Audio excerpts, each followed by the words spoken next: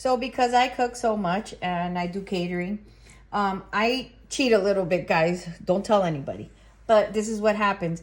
I normally have my sofrito done for the week, and this is the way that I do it. So I'm going to show you guys what I do just to get ahead a little bit because, we're all busy. We have things to do, and we're trying to rush it along. So I normally take, my onion. I usually use white onion.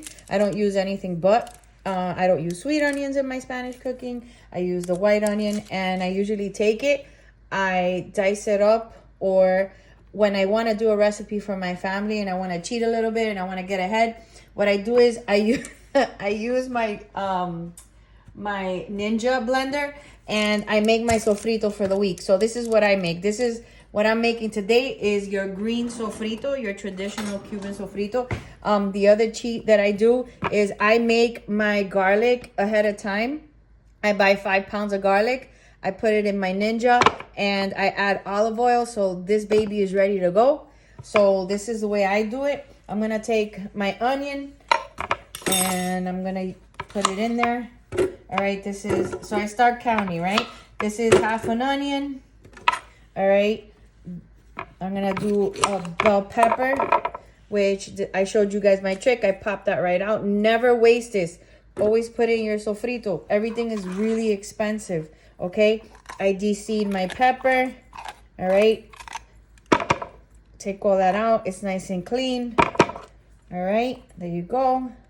Look at that, nice and clean. Cut it in half. And I start building my sofrito in my Ninja blender. And for now, I'm only doing a small recipe, so I'm gonna take, I love garlic, don't judge me. This is about 5 cloves of garlic, and I put it in my Ninja blender. And I'm gonna show you what it looks like when we're done. All right, this is my sofrito. I pulverize this thing to a pulp. So I got my 1 green bell pepper, I got half an onion, and I have at least 5 cloves of garlic with olive oil all in here. So this is my no-show sofrito, which is usually my no-show sofrito for my kids, my husband, people that really don't want to see that sofrito in their food. They're afraid of looking at those onions and peppers and the garlic, man. They don't like to see it, but they love to eat that Spanish food. So this is what my no-show sofrito looks like. If you want to look in there and check that out. And I'm going to show you how that comes out in a recipe. All right, guys, here we go. We're going to start prepping your no-show sofrito. We're going to do about 2 tablespoons of olive oil in the pot. 1 and 2. There you go. And I'm going to take my sofrito that I made before with my Ninja, and I'm going to throw it in there. All right. There you go. And that's what that's going to look like.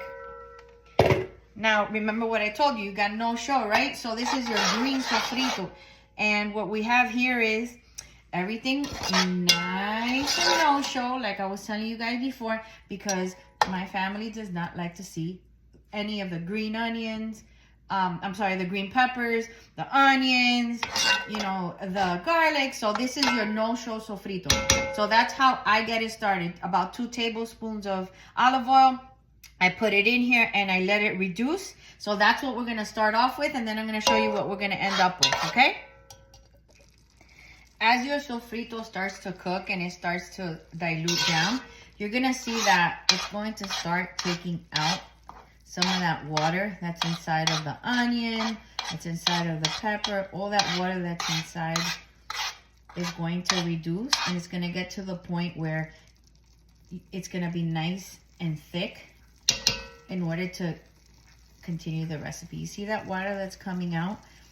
As we continue to cook on medium heat, it's going to get thicker and thicker. And my God, does it taste delicious in the recipe. But my goodness, does it smell delicious in this kitchen.